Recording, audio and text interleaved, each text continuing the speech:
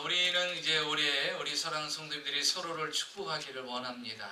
그래서 인사할 때마다 당신은 하나님 보시기에 존귀한 사람입니다. 나는 실상 나를 존귀하다고 생각하지 않는데 교회만 가면 나를 자꾸 존귀하다고 하니 그 존귀한 은혜가 올 한 해 여러분에게 있으시기를 주의 이름으로 축복합니다.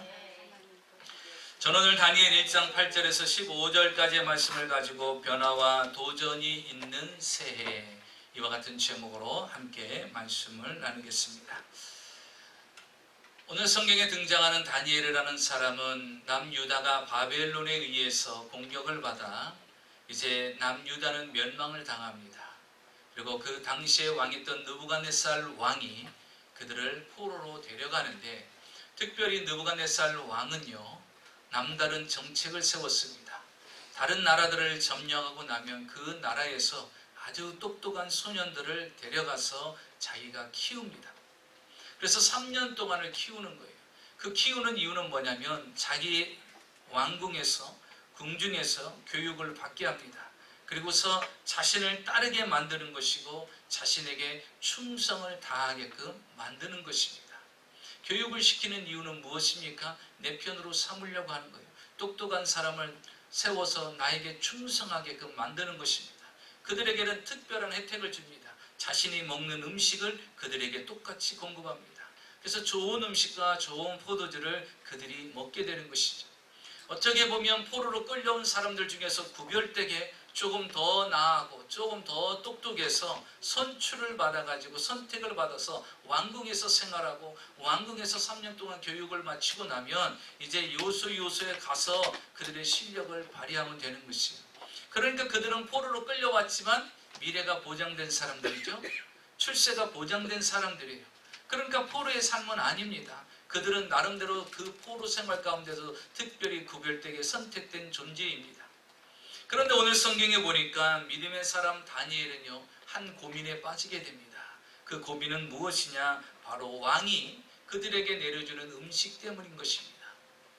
여러분, 바벨론은요 그 음식이 어떤 과정을 거치냐면 모든 음식이 우상에게 먼저 절을 합니다.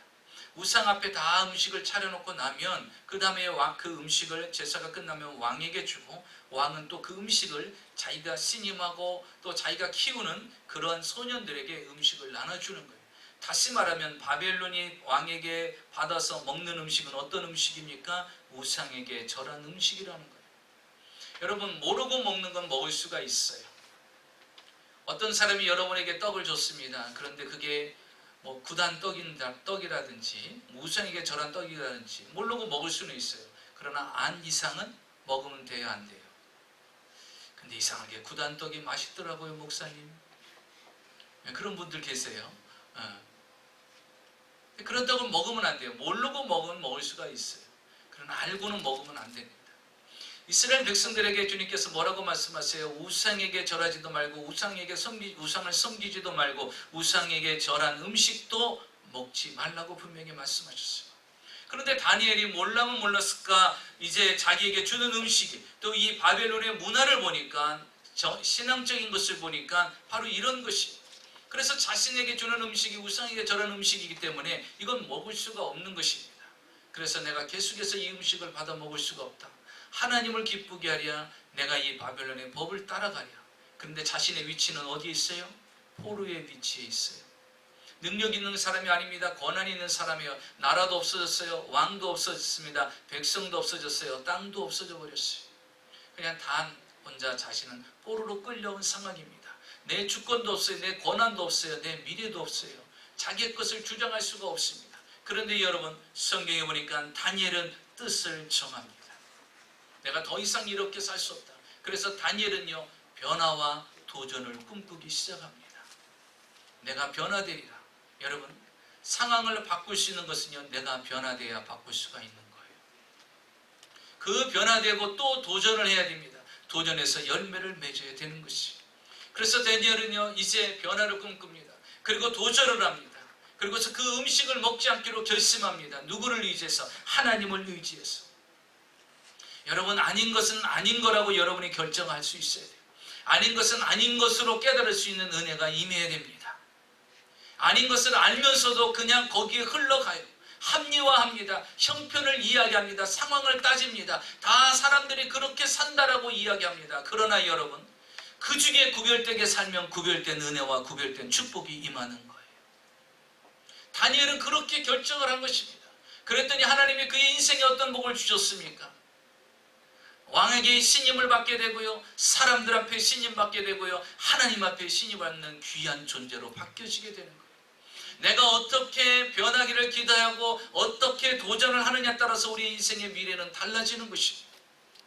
성경을 통해서 다니엘은 어떠한 변화를 결심했고 어떠한 도전을 했고 그 결과로 말미암아 다니엘에게 온 하나님의 축복이 무엇인가? 오늘 새해를 맞이해서 우리는 새로운 변화와 새로운 도전을 꿈꾸고 있습니다. 여러분도 새로운 변화와 새로운 도전을 꿈꾸고 있죠. 그것을 이루고 열매를 얻으려면 어떻게 해야 될 것인가? 오늘 성경을 통해서 우리가 함께 은혜를 나누고자 하는 것입니다. 첫째로 다니엘은 변화와 도전을 위한 믿음의 결단을 했다라는 것입니다. 여러분, 다니엘 같은 상황에서 포로로 끌려와서 왕국에서 교육을 받는 사람은요, 아무런 권한이 없습니다. 왕이 시키는 대로, 왕이 명령을 내린 대로 그냥 공부만 하는 거예요. 그냥 거기서 쓰임받다 끝나는 것입니다. 자기의 주권, 자기의 권한, 자기의 목표, 자기의 꿈 가질 수 있는 것이 아무것도 없어요. 여러분, 그래서 나온 말이 무엇인 줄 압니까? 꿈도 꾸지 마라라는 말이 나온 거예요. 꿈도 꾸지 마라. 여기 상황에서는요, 다니엘이 꿈꿀 수 있는 것이 아무것도 없어요. 미래가 없어요. 소망이 없어요. 그런데 사랑하는 성도 여러분, 꿈도 꿀 수 없는 상황에도 꿈을 꾸시기를 주의 이름으로 축원합니다. 우리는 우리의 능력으로 제한된 삶을 사는 것이 아니라 우리에게는 하나님이 계시기 때문인 것입니다. 꿈꿀 수 없는 환경에서도 꿈을 꿔야 돼요. 다니엘은요, 도저히 꿈꿀 수 없는 상황에서 오늘 성경 1장 8절을 볼까요? 다니엘이 변화를 위한 뜻을 정하기 시작합니다. 다니엘은 뜻을 정하여 왕의 음식과 그가 마시는 포도주로 자기를 더럽히지 아니하리라 하고 자기를 더럽히지 아니하도록 환관장에게 구하니, 그가 뜻을 정합니다. 그 뜻을 정한 이유가 무엇입니까? 자기를 더럽히지 아니하기 위해서라는 것입니다. 나의 영과 혼과 육을 더럽히지 않게 하기 위해서. 왕이 내려주는 음식은 우상에게 절한 음식이기 때문에 그 음식을 먹어서 하나님과의 관계를 더럽히지 않겠다라는 것입니다.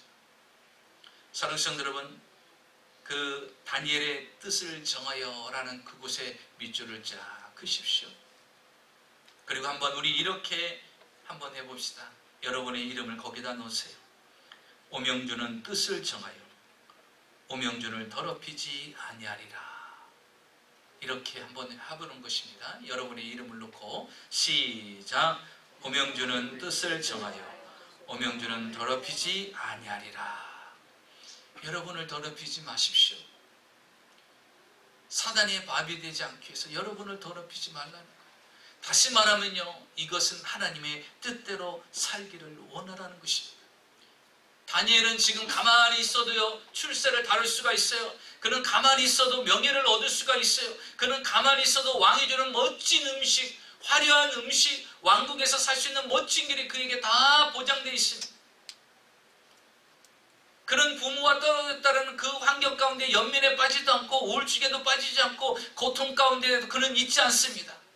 그는 비록 포로로 끌려왔음에도 불구하고 그는 뜻을 정하여서 하나님을 원망하지도 않고 하나님을 끝까지 섬기기로 결심합니다. 하나님이 계시다면 어떻게 우리나라 이스라엘을 지켜주지 못해서 우리나라가 이렇게 포로로 끌려올 수 있습니까? 하고 원망하고 불평하는 것이 아니라 그 주어진 상황 속에서도 뜻을 다시 정하고 하나님의 뜻대로 살려고 하니까 하나님이 그 인생의 복을 주시더라는 거예요. 여러분, 언제까지 상황에 원망하겠어요? 주어진 환경 가운데 불평하며 살아가겠습니까? 여러분, 우리에게는 하나님이 계신 것을 믿으시기 바랍니다. 상황을 달라지고 환경을 바꿔놓으시는 전능하신 하나님이 계십니다. 그래서 그는 구별되게 생각을 합니다. 8절을 볼까요? 왕의 음식과 그가 마시는 포도주로 자기를 더럽히지 아니하리라. 구체적인 결심을 합니다. 여러분, 다니엘은요, 단순히 우상에게 절한 음식을 안 먹는다, 포도주를 안 마신다, 여기가 있는 것이 아니에요. 그에게 중요한 결심은 무엇이냐? 믿음을 지키겠다라는 문제예요. 하나님 뜻대로 살겠다라는 거예요. 이것이 중요한 것입니다. 그가 뜻을 정한 것이 무엇이냐? 하나님 뜻대로 살기 위해서 뜻을 정한 거예요. 여러분 2020년도에 여러분이 뜻을 정하고 목표를 세우는 것이 하나님을 위한 것이 되시기를 주의 이름으로 축원합니다. 하나님을 위해서 그 뜻을 정한 것이, 하나님께서 싫어하는 것, 자신을 거룩하게 하지 못하는 것들을 이제 제거하고 오직 하나님을 기쁘게 되는 삶을 살아가겠다는 거예요. 세상의 권력 앞에 굴복하지 아니하고 세상의 권력을 두려워하지 아니하고 다니엘은 하나님을 두려워했던 거예요. 이 우상의 음식을 먹으면서 내가 언제까지 이 우상의 음식을 먹을 것인가? 내가 변화해야 되지 않겠나? 내가 성도인데, 내가 그리스도인데 언제까지 세상과 타협하고 세상에 합리화하고 세상에 붙어서 사는 것이 아니라 하나님의 은혜로 살아야 되는 사람인데 언제까지 타협하며 살아가겠습니까? 그래서 다니엘은 결정을 내린 거예요. 사랑하는 성도 여러분, 다니엘처럼 세상과 환경을 두려워하지 아니하고 하나님을 두려워할 줄 아는 성도님들이 되시기를 주의 이름으로 축원합니다. 여러분, 이 세상에서 누가 최고 두렵습니까? 남편이요? 아내입니까? 어떤 분은 그러대요. 자식이라고. 뭐가 두렵습니까? 여러분, 우리는 하나님을 가장 두려워할 줄 아는 자가 되어야 돼요. 왜? 우리의 삶과 운명은 하나님 손에 있기 때문인 것입니다. 그래서 다니엘은요, 포로로 끌려왔어요. 그런데도 그는 하나님께 집중합니다. 스티브 도나우라는 사람이 책을 썼습니다. 사막을 건너는 6가지 방법이라는 책을 썼는데, 그 우리 사하라 사막을 횡단하고 나면서 그 횡단한 결과를 책으로 썼어요. 그 책의 내용에 사막을 건너는 6가지 방법이 나오는데 그 첫 번째 방법이 뭐냐? 지도를 보지 말라는 거예요. 여러분, 사방이 사막인데 지도를 보면 뭐 하겠어요? 동쪽도 사막이고 서쪽도 사막이고 남쪽도 사막이고 북쪽도 사막인데 아무리 지도를 본들 사막에서 그 사막이 그 사막인데, 그래서 첫 번째 지도를 보지 말고 무엇을 봐야 되느냐? 나침판을 보라는 거예요. 그래서 어느 쪽이 동쪽이고 서쪽이고 남쪽이고 내가 갈 방향이 어딘가를 알고 가라는 거예요. 여러분, 인생의 사막에서 무엇을 보려고 합니까? 끝도 없는 지도를 펴놓고 있습니까? 인생의 지도를 펴봤자 끝도 없어요. 여러분, 그 지도 길대로 가니까 맞던가요? 동쪽으로 가니까 맞던가요? 서쪽으로 가니까 맞던가요? 사막 같은 거예요. 세상은 우리에게 답을 주지 않습니다. 우리에게 답을 줄 수 있는 분은요, 나침반 같은 주님이신 것을 믿으시기 바랍니다. 그래서 우리는 나침반이신 주님 앞에 우리의 초점을 맞추고 그분에게 우리의 방향을 설정을 해야 됩니다. 여러분, 다니엘은요, 변화의 뜻을 분명히 하기 위해서 환관장에게 자신의 뜻을 이야기합니다. 그래서 우리는 때때로는요, 변화를 위해서는요, 담대함이 필요해요. 담대함이 필요합니다. 환관장에게 가서 말합니다. 환관장이요, 내가 우상에 절한 음식이라고는 말할 수 없고 내가 왕이 주는 음식을 먹을 수가 없습니다. 그래서 제가 채식을 하겠습니다. 여러분, 한번 생각해 보세요. 환관장이 모든 포로로 잡아온 사람들, 왕궁에서 교육시키는 모든 자들에게 왕이 내려준 음식을 다 주는데 이 다윗과 사드락과 메삭과 아벳느고 다윗의 3명 친구에게는요, 특별히 채식을 만들어 갖고 줘야 돼요. 제가 한번 다이어트 한다고 채식만 달라고 사모한테 그랬어요. 그랬더니 그거 손 많이 간다고, 그 빼라는 건지 안 빼라고 그러는 건지, 손이 많이 간다. 그러면 그 말을 듣는 사람 부담 되겠어 안 되겠어요? 내가 안 하고 말지, 이 생각 들죠? 지금 환관장한테 그러는 거예요. 그거 음식 못 먹을 테니까 채식만 저한테 달라는 거예요. 환관장이 생각할 때, 야 이놈아, 너 포로야, 네 위치를 알아야지. 내가 너 채식 달라고 해서 내가 채식을 너한테 줄 수 있겠느니? 분명히 그런 대답을 할 수 있겠죠. 그런데 자기가 자신의 변화의 의지를 그에게 이야기합니다. 그에게 이야기를 하는 거예요. 여러분은 어떤 꿈이 있어요? 어떤 목표가 있어요? 그걸 이야기해야 됩니다. 그것을 공개적으로 선포해야 돼요. 여러분, 심리학 용어에 공개선언 효과라는 것이 있어요. 그 말은 뭐냐면, 심리학자 스티븐 헤이스라는 사람이 이 공개함으로 인해서, 자기의 목표를 공개함으로 인해서 얻어지는 이익이 무엇인가, 한번 그것을요 테스트를 했대요.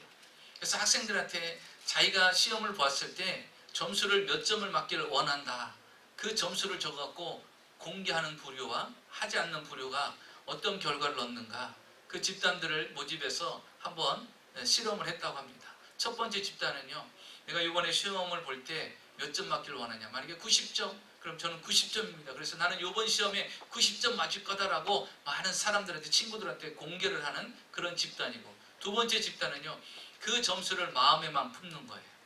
마음에만 품고 이야기를 안 해요. 자기만 알고 있는 거예요.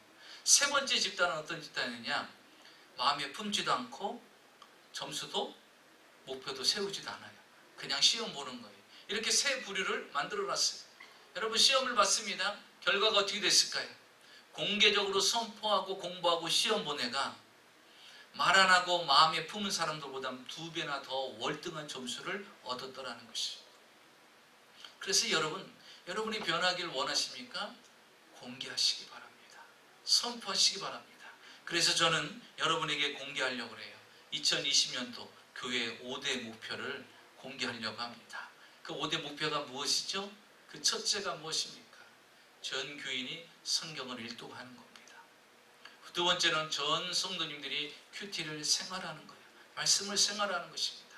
전 성도님들이 6일 전도가 뭔가 생각하시는데요, 6개월에 한 명을 전도하는 것입니다. 그래서 6개월에 한 명씩 전도를 해서 교회에 많은 영혼들이 주께 돌아오는 일이 일어나는 것입니다. 네 번째로는요, 교육부가 활성화되는 거예요. 주일학교, 중고등부, 청년부, 대학부까지 좋은 선생님들과 좋은 학생들로 채워져서 이 교육부가 더 활성화돼서 어린아이들이 마음껏 와서 하나님을 만나고 체험하는 그런 교육부가 될 수 있도록, 마지막으로는 우리 성전이 이제 이 성전에서 밑에 아래 성전으로 새롭게 단장하고 새롭게 이제 변화돼서 아름다운 성전으로 다시 세워져 나가는 것입니다. 이게 우리 교회의 목표인 것입니다. 새로운 변화를 꿈꾸는 5가지의 목표입니다. 여러분, 저는 공개하고 선포합니다. 여러분도 공개하고 선포하세요. 제가 왜 여러분에게 누누이 기도 제목을 적어갖고 저한테 주시라고 하는 이유는 무엇이냐면, 여러분이 하나님 앞에 여러분의 2020년도를 공개하는 거예요. 하나님, 내가 이런 기도 제목이 있습니다. 우리의 가정에 이런 기도 제목이 있습니다. 나에게 이런 기도 제목이 있습니다. 이 기도 제목대로 이루어질 줄 믿습니다. 여러분, 공개하는 거예요. 선포하는 거예요. 여러분, 변화를 위하면요, 그 변화를 위한 것을 드러내야 되잖아요. 그렇게 살라고 결심해야 되잖아요. 그래서 두 번째 중요한 것은 뭐냐면요, 다니엘은 변화를 위한 도전을 시도합니다. 변화를 위한 도전을 시도해요. 다니엘의 뜻을 분명히 정했습니다. 그리고 나서 즉각적으로 실천해요. 그냥 변화하겠다는 마음만 가진 것이 아니라, 변화를 하면 어떻게 됩니까? 실천을 해야죠. 도전을 해야 되죠. 어떻게 변하겠다라는 도전을 해야 되잖아요. 마음만 품어서는 안 돼. 그래서 여러분, 우리나라 말에 작심삼일이란 말이 있어요. 3일간 마음에 품었다가 올해는 이렇게 해야지. 여러분, 아마 기독교인들이 가장 많이 하는 새해 결심이 뭐냐? 올해는 성경 꼭 한 번 읽어야지. 근데 그게 40년이 됐는데 아직도 한 번도 못 읽었어. 목표는 늘 세워요. 왜? 그러다가 3일을 못 넘겨. 왜 그렇습니까? 계속해서 도전하고 이루어질 때까지 도전했는데 그렇지 못해요. 다니엘은 지금 변화를 꿈꿉니다. 그리고 이제 도전합니다. 그러면서 보십시오. 환관장에게 이야기했어요. 내가 이제 채식을 먹어서 저 고기 먹는 사람들보다 내가 혈색이 더 좋아질 것이니 나를 위해서 채식을 달라고 이야기합니다. 그런데 여러분, 환관장이 그 말에 쉽게, 그래, 오케이, 알았어. 내가 너희들 4명만을 위해서 특별히 채식을 준비해서 10일 동안 내가 잘 갖다 주마, 이렇게 얘기합니까? 아닙니다. 여러분, 10절을 보십시오.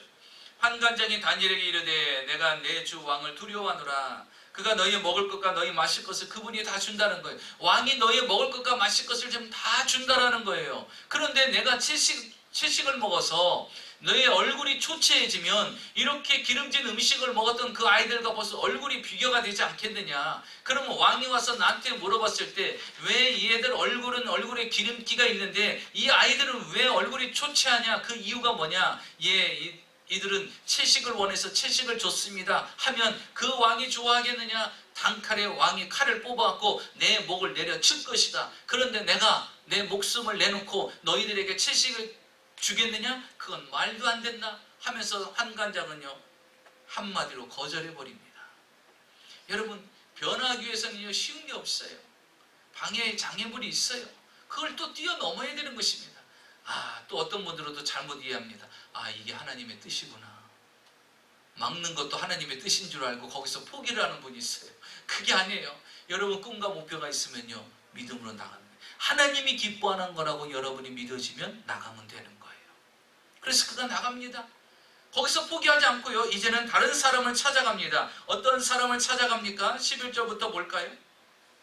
11절부터 보니까요, 그는 다시 그들을 감독하는 사람이 있었어요. 다니엘과 사드락과 메삭과 아벳느고, 여기 11절에 나오는 그들은 이름은요, 바벨론에서 이름을 사드락과 메삭과 아벳느고를 새롭게 이름을 지어준 거예요. 그 감독자, 그들을 감독하게 환관장에 맡겨놓은 감독자에게 찾아가서 이야기를 하는 거예요. 앞으로 이 10일 동안 우리에게 채식을 주십시오. 그래서 그 고기를 먹는 자와 우리의 얼굴을 비교해서 우리가 그들보다 얼굴이 초췌해지면 이제는 더 이상 우리가 채식을 달라고 하지 않겠습니다. 그러니 딱 10일만 저희들에게 그렇게 해 주십시오 하고 부탁을 합니다. 여러분 14절을 볼까요? 어떤 일이 일어나는가 한번 보겠습니다. 14절, 그가 그의 말을 따라 열흘 동안 시험하더니, 여러분 환관장은 노 했어요. 그런데 감독관이 그들의 말을 들어줍니다.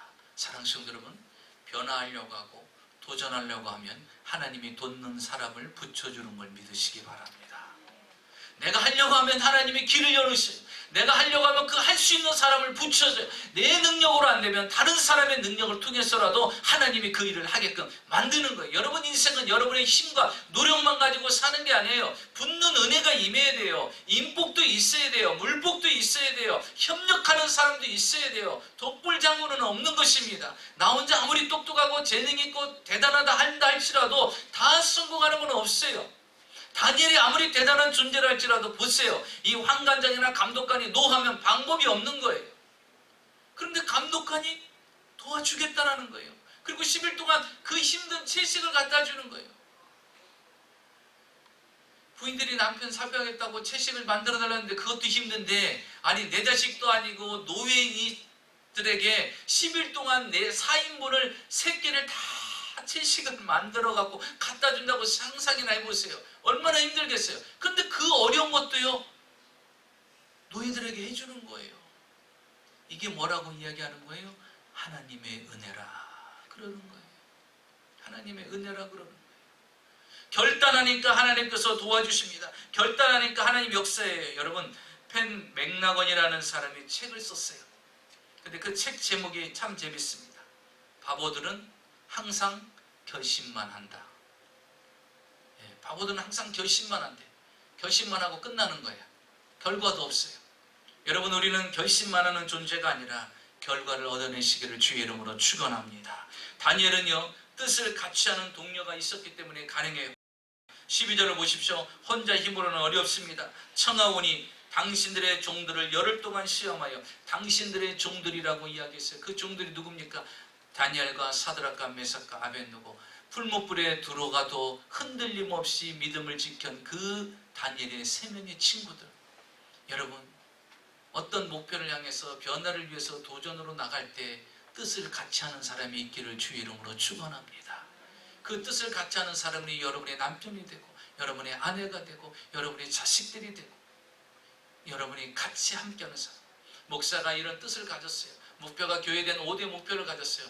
그것은 목사님의 목표지 나의 목표하고는 상관없어가 아니에요. 목사의 목표는 곧 여러분의 목표인 것입니다. 교회의 목표는 곧 여러분의 목표인 것입니다. 같이 하는 거예요. 여러분의 기도 제목은 곧 저의 기도 제목이 되는 거예요. 여러분의 기도 제목은 여러분의 가정의 기도 제목이 되는 거예요. 그러면 같이 부부가 힘을 합쳐서 기도해야 돼요. 자식들과 같이 힘을 합쳐서 기도해야 돼요. 제가 어제 신년도 되어서 아들을 불러가지고 내가 너한테 해줄 수 있는 건 없으니 축복 기도를 해주겠다. 그래고서 8시에 만나자. 그리고 저녁 설교 준비를 다 하고 8시에 만났어요. 그리고 네가 앞으로 해야 될 일에 대해서 쫙 적어주고 이야기하고, 그리고 나서 기도받자. 그래서 기도를 했어요. 네 꿈이 이루어지고 네 목표가 이루어지고 네가 원하는 것을 이룰 수 있도록, 그리고 너도 항상 이제 기도해라 그랬어요. 그때 자기 목표가 뭐가 있대, 뭔가 골이 있대, 목표가 있대. 그래서 그거 하나님께 기도하라. 그리고 축복했어요. 여러분, 그 아이의 꿈을 이루려면요, 부모가 축복해 줘야죠. 여러분, 자녀들 축복하고 있습니까? 그건 목사님이니까 목사님이 기도발이 세니까 그 자식한테 기도해도 되지만 나 같은 사람은 아무리 안수해도요 힘이 안 가요. 목사님이니까 가능하지. 아니에요 여러분. 성경에 어디 목사에게만 기도발이 있느니라 이게 나와 있어요? 없죠. 너희가 믿음으로 누구든지 병든 자에게 손을 얹은지 어떻게 했어요? 나으리라 그랬잖아요. 여러분이 믿음으로 기도해야죠. 내 자식 잘 되기를 마음으로만 있어요. 바보들은 항상 뭐만 한다고? 결심만 한다고 그랬잖아요. 그냥 마음만 있는 거예요. 자식 잘 되기를 마음만 있어요. 여러분 왜 잘 되기만 마음합니까? 여러분 우리 부모에게는 무슨 권한을 줬냐면요. 축복권을 줬어요. 축복권. 그래서 야곱이요 12아들을 다 불러놓잖아요. 죽기 전에 12아들을 다 불러놓고 그가 마지막에 한 게 뭐예요? 자식들을 축복하는 축복 기도를 하잖아요. 그런데 놀라운 사실이 뭔 줄 압니까? 그 부모가 축복 기도한 대로 자식이 그대로 되었다라는 거예요. 여러분 마음만 품지 마세요. 자식을 마음껏 축복하세요. 너 목표가 뭐니? 너 올해 목표가 뭐니? 올해 꿈이 뭐니? 그래 엄마가 알겠다. 아빠가 알겠다. 내가 그거 기도해 줘봐. 그리고 계속 축복 기도해 주는 거예요. 가정예배 드릴 때마다 그 기도를 축복해 주는 거예요. 여러분 그게 이루어지는 겁니다. 그게 이루어지는 거예요. 펜실바니아에 보면 요코시가 있는데요. 그 요코시에 샌드위치 가게가 있어요. 한국분이 하시는 분인데 제법 좋은 위치에 사거리에서 규모 있는 슈퍼마켓을 하면서 그 안에 샌드위치 가게가 있습니다. 아주 친절하고 사람들한테 맛있다고 소문이 나서 너무나도 장사가 잘 됩니다. 근데 작년 한 해 시련과 좀 어려움이 있었어요. 왜냐하면 아주 사소한 실수가 있어서 그 실수가 고발이 된 겁니다. 그래서 이제 재판에 들어가게 된 거예요. 그래서 잘못하면 이제 문을 닫을 수도 있고 이제 지금까지 어렵게 힘들게 기업을 세워왔는데 한순간에 문을 닫을 수 있는 그런 상황입니다. 워낙 이제 인기도 있고 유명한 그런 샌드위치 가게라 그 시에 시장님도 오셔서 샌드위치를 드실 정도로 그 정도로 유명한 곳이에요. 하루는 이제 시장이 와서도 그렇게까지 이야기한답니다. 걱정하지 말라고 잘 될 거라고. 근데 여러분 시장이 도와주는 게 아니라 이거는 재판관이 판사가 결정을 내리는 거기 때문에 어떤 결정이 날지를 모르는 거예요. 그래서 이 부부가요 문을 닫고 나면 가게 문을 딱 닫고 나면 집에 가서 집에 있는 지하실에 들어갑니다. 그리고 기도하는 거예요. 그러니까 하나님 우리에게 주신 축복 장소니 이 축복의 장소가 문을 닫는 일이 없게 해달라고. 그래서 이 두 부부가 간절히 매일같이 기도해요. 새벽에도 기도하고 일을 끝내고도 가서 기도하고 눈물을 흘리면서 회개하면서 기도하기를 시작합니다. 그런데 어떤 결과가 일어났느냐? 재판을 몇 달 걸쳐서 재판했는데 무혐의로 끝나버린 것입니다. 무혐의로 끝났어요. 그러고 나서부터는요 그게 방송에까지 이슈가 돼갖고요 어떤 일이 나냐면 무혐의가 되니까요 사람들이 더 관심을 갖게 된 거예요. 그래서 잘 되는 집인지 소문이 난 거예요. 그래서 사람들이 더 몰려오기 시작하는데 요즘같이 미국 경기가 안 좋으실 때 그 가게는 너무나도 잘 되고요. 요코시에서 모범적인 가게가 돼버렸어요. 그래서 시에서 표창장까지 그 가게에 주게 되는 그런 일까지 생긴 것입니다. 전화위복이 된 것이에요. 사랑하는 성도 여러분, 믿음의 사랑과 함께하면요 새로운 변화의 역사가 일어납니다. 한 단계 더 나은 일들이 이루어지는 거예요. 그래서 여러분 누굴 의지해서 여러분 도전하세요? 하나님을 의지해서 도전하면 되는 것입니다. 이렇게 다니엘이요 변화를 꿈꾸고 하나님을 의지해서 도전했더니 그의 결과가 어떻게 됐는가를 우리는 집중해 봐야 됩니다. 첫째로 보니까 하나님께서 다니엘에게 변화와 도전을 꿈꿨던 그에게 하나님 중심으로 살아가려고 하는 그에게 어떤 은혜를 줬냐? 첫째로 보니까 은혜와 긍휼을 얻게 하셨다 그랬어요. 은혜와 긍휼을 얻게 하셨어요. 우리 9절을 한번 같이 보겠습니다. 9절을 보겠습니다. 우리 같이 읽습니다. 시작. 하나님이 다니엘로 하여금 환관장에게 은혜와 긍휼을 얻게 하신지라. 여러분 이 환관장은 어땠어요? 사람이에요. 국내 대신은 어떤 사람이에요? 자신에게 맡겨준 일만 기계적으로 하는 사람이에요. 왕이 명령한 것만 그것만 시키면 되는 거예요. 그렇기 때문에 어떤 인정과 은혜 이런 거 없어요. 긍휼이라는 게 없습니다. 노예들입니다. 포로로 끌려온 사람들이에요. 그 사람들에게 무슨 자비와 긍휼이 있겠어요? 그냥 왕이 명령 내린 것만 그냥 명령하는 것입니다. 그런데 그런 강박한 환관장이 어떤 은혜를 베쳤다고 했어요? 오늘 여러분 9절 보십시오. 하나님이 다니엘로 하여금 환관장에게 은혜와 긍휼을 얻게 하신지라. 여러분, 강팍한 사람도 나에게 은혜와 긍휼을 베푸는 자로 바꿔질 수 있는 것은 하나님이 하셔야 되는 걸 믿으시기 바랍니다. 오늘의 적수도 내일은 내 편이 되는 경우가 있어요. 그게 뭔 줄 알아요? 하나님이 하시면 되는 거예요. 오늘 나를 향해서 화살을 쏘는 자가 이제는 그 화살을 접는 사람이 돼요. 누구 때문에? 하나님이 그 일을 행하신다는 거예요. 여러분, 9절에 잘 보십시오. 하나님이 다니엘로 하여금 환관장에게 은혜와 긍휼을 얻게 하셨다. 누가? 하나님이 환관장의 마음을 움직여서 다니엘을 볼 때 은혜와 긍휼을 베푸는 거예요. 특별한 은혜. 여러분, 구별된 은혜, 특별한 은혜, 특별한 은총, 이게 하나님을 통해서 오는 걸 믿으시기 바랍니다. 2020년도 여러분, 하나님을 통해서 은혜와 긍휼이 가득 채워지는 역사가 일어나시기를 주의 이름으로 축원합니다. 두 번째로 보니까 그는요 더욱 융택해졌다라고 말합니다. 15절과 16절을 볼까요? 15절에 이렇게 말합니다. 열흘 후에 그들의 얼굴이 더욱 아름답고 살이 더욱 윤택하여 그랬어요. 여러분, 고기 먹은 사람보다요 채소를 먹었는데 더 윤택해진 거예요.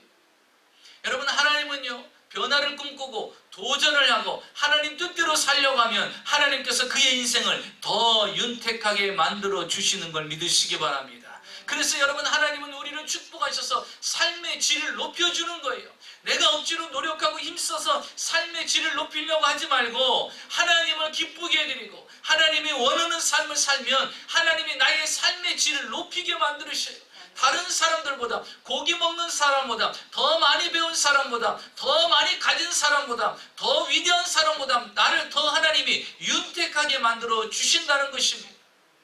그게 하나님의 뜻이에요. 그게 하나님의 방법입니다. 다니엘을 보십시오. 고기 먹은 사람보다도 더 윤택하여서 하나님께서 그의 편이 되지 않습니까?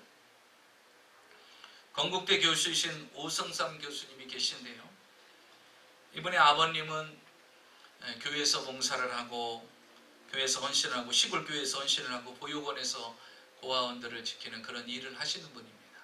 하루는 주일날 교회를 가시는데 보육원 중에 한 명이 물에 빠져서 허우적거리는 거예요.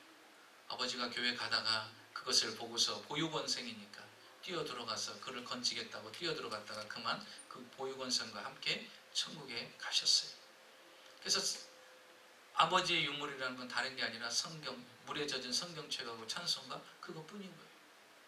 아버지는 그렇게 믿음으로 살았고 또 그 부부는 믿음으로 살았어요. 그리고 자식들에게 믿음을 심어주고 가셨어요. 이제 남편이 돌아가셨으니까 아내가 이제 바느질을 하면서 아이들을 키우기 시작합니다.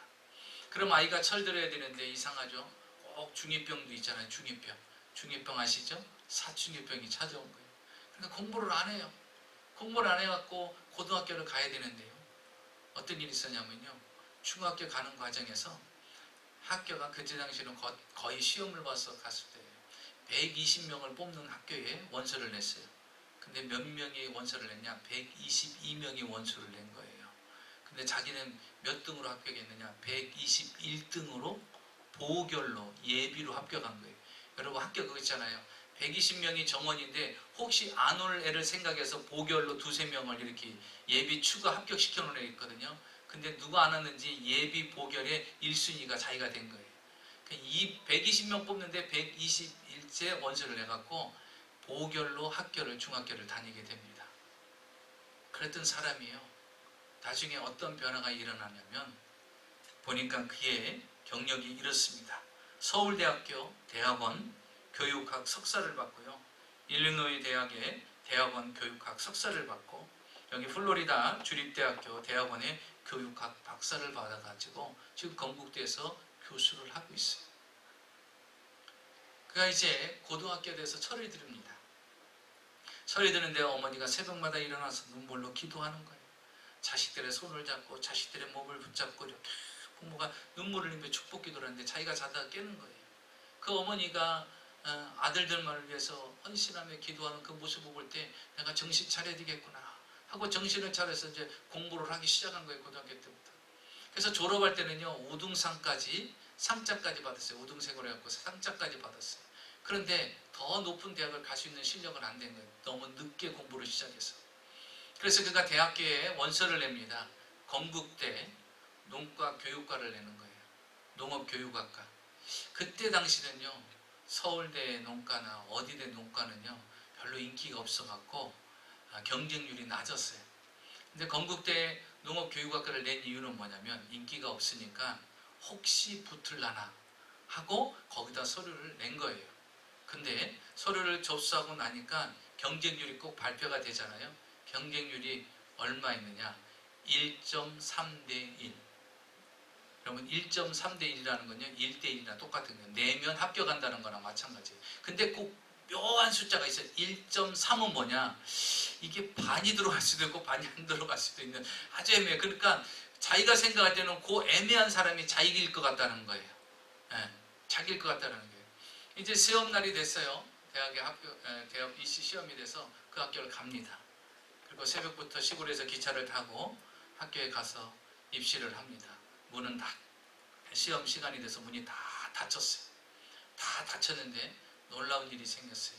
그게 뭐냐면 시험 보러 와야 될 사람이 오질 않은 거예요. 그러니까 결석을 한 사람이 생긴 거예요. 몇 명이? 3명이. 3명의 결석자가 생긴 거예요. 그러니까 경쟁률이 뚝 떨어져서 0.8대 1이 된 거예요. 이제 어떻게 된 거예요? 합격한 거죠. 시험을 잘 보든 안 보든 상관없어. 합격한 거예요. 그래서 기쁜 마음으로 즐거운 마음으로 시험을 보고 그는 점수와 상관없이 건국대학교 농과교육과를 합격을 합니다. 그리고서 서울대 대학원을 들어가고 이 플로리다 주립대학교 대학원에서 박사 과정을 밟고 이제 건국대 교육과 교수로 지금도 재직하고 계십니다. 여러분, 하나님께서 하나님을 의지하는 자의 삶은요 더 윤택하게 만들어 주십니다. 삶의 질을 높여 주세요. 그래서 하나님을 철저히 의지해야 돼요. 우리의 능력이 아니에요. 우리의 힘이 아니에요. 여러분, 우리는 겸손히 하나님만을 더 의지해야 돼요. 이 마지막 것도 더 중요합니다. 마지막으로 그가 받은 것은요 인정받는 삶을 살게 만들어 주셨어요. 잠깐 반짝이 아니라는 거예요. 계속해서 다니엘이 사는 그 삶 동안 인정받는 삶을 살게끔 만들어 주셨어요. 자, 한번 성경을 볼까요? 20절입니다.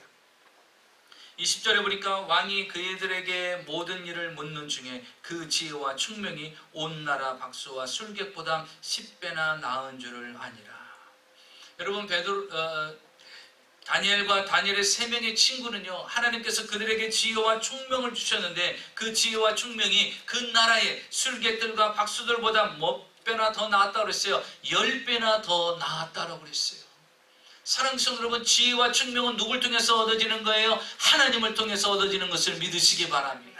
여러분, 어린 소년이 바벨론으로 가서 무슨 배운들 얼마나 배웠겠어요? 그 나라 법을 배운 거예요. 그 나라의 삶을 배운 것입니다. 다른 지혜와 지식을 얻은 게 아니에요. 자기네 나라에 필요한 일꾼으로 만들기 위한 집중 교육을 시킨 것이지 세상적인 교육을 시킨 게 아닌 것입니다. 세상적인 지혜와 총명을 심어준 게 아니에요. 그런데도 불구하고 그들은 어땠다고 했어요? 그들보다도 10배나 더 나은 지혜와 총명을 주셨다라는 것이에요. 여러분이 10배나 더 나은 지혜와 총명을 받을 수가 있어요. 여러분의 아내와 여러분의 남편이, 여러분의 자식들이 지혜와 총명을 하나님을 통해서 10배나 더 받을 수 있는 것을 믿으시기 바랍니다.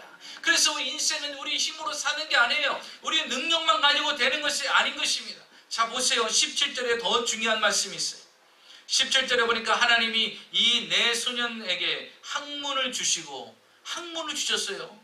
여러분, 똑똑해지는 것도 하나님이 똑똑해지게 만들어 줘야 되는 거예요. 학문을 주셨다고 그랬죠. 그리고 보세요. 모든 서적을 깨닫게 하시고. 여러분, 목사님 성경을 읽어도 이해가 안 돼요. 오늘 이 귀절의 말씀에 은혜가 있으시길 바랍니다. 서적을 읽는데 깨닫는 은혜가 있어. 성경을 읽는데 깨닫는 은혜가 있어. 여러분, 아이들이 책을 보는데 눈만 뜨고 있어. 왜? 몰라가지고.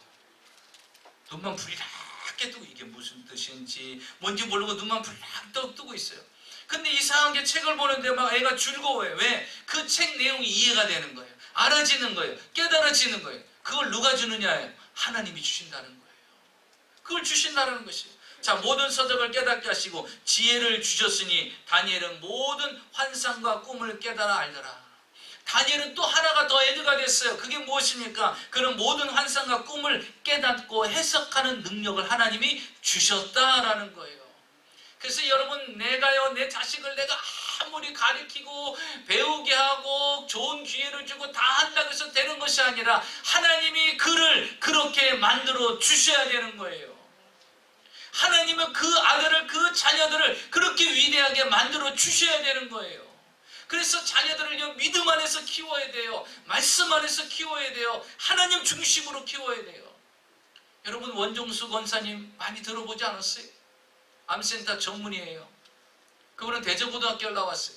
대전고등학교 다닐 때요, 전체 학생이 480명이었어요. 480명 중에서 등수가 전체 몇 명이냐? 350등이었어요. 480명 중에서 350등 했던 그가요, 서울대 의대를 합격합니다. 말이 되겠어요? 말이 안 되죠. 하루는 그가 새벽기도 받으면서 하나님 앞에 은혜를 받았어요. 은혜를 받고 난 뒤에요, 공부를 하기 시작했습니다. 맘먹고 공부를 하기 시작하는데요, 성경 책을 딱 펴서 공부를 하면요, 희한하죠. 다 알아지는 거예요. 다 암기가 되는 거예요. 그래서 이 원종수 권사님은요, 책을 넘깁니다. 넘기면요, 그 내용이 다 입력이 되는 거예요. 입력이 되는 거예요. 그래서 380등이었던 그가 5등으로 올라갑니다. 전체. 졸업하기 전에 5등으로 올라가요. 서울대 의대에 원서를 냈어요. 서울대 의대에 합격을 합니다. 그가 말합니다. 책을 보니까 그냥 알아지게 되고, 책을 보니까 머리에 입력이 되더라는 거예요. 380등 하던 사람. 여러분, 오늘 다니엘이 우리에게 그 답을 주고 있지 않아요? 사랑하는 성도 여러분, 하나님은요, 우리가 어디든지 인정받는 삶을 살게 만들어줘요. 다니엘이 지금 이런 결단을 내렸는데 여기서 인정받으려면 어떻게 해야 돼요? 탁월한 지혜가 있어야 되잖아요. 탁월한 총명이 있어야 되잖아요. 탁월한 학문을 깨닫는 은혜가 있어야죠. 탁월한 서적을 깨닫는 은혜가 있어야죠. 그래야 하나님이 그를 높여야 그가 인정받는 삶을 살 수 있잖아요. 그래서 여러분, 자녀들도 그렇고 우리도 그렇고요, 우리가 높아지면 안 돼요. 우리가 높으려고 길을 써도 안 되는 거예요. 누가 높여줘야 돼요? 하나님이 높여주셔야 돼요. 하나님이 높여주셔야 돼요. 다니엘을 높여주셔요. 이제는 없던 재능까지 주잖아요. 뭐예요? 환상과 꿈을 해석하는 능력, 그 환상과 꿈을 받는 능력까지. 여러분, 우리가 재주 없지요? 우리가 능력이 없지요? 그러면 주님이 주셔요. 부어주셔요. 세상에서 부끄럽지 않는 그리스도인으로 살게끔 하기 위해서 하나님의 특별한 재능과 은사와 달란트와 재능을 주십니다. 그걸 받고 살으면 되는 거예요. 내 의지와 내 노력으로, 내 열심으로 부지런히 뛰어다니면서 살라고 하니까 주님이 능력을 부어줄 시간이 없어요. 주님이 지혜를 부어줄 시간이 없어요. 주님이 명철을 부어줄 시간이 없는 거예요. 주님, 조금 있다 내가 일단 뛰어보고, 주님 조금 있다 나도 그래도 머리가 있는 사람입니다. 주님 조금 있다 나도 그래도 좀 배운 사람입니다. 조금만 기다리십시오. 주님 조금 있다 나도 경험이 많은 사람입니다. 여러분, 그러면 주님이 뭐라는 줄 알아요? 그럼 네 맘대로 한번 해봐라 하고 기다리는 거예요. 사랑하는 성도 여러분, 다니엘은 하나님 앞에 무엇이라 칭찬을 받았는가 보십시오. 다니엘 10장 11절을 보십시오.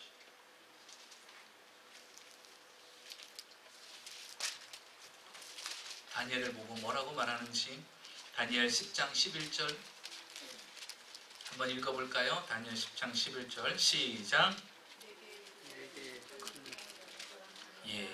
큰 은총을 받은 사람이다.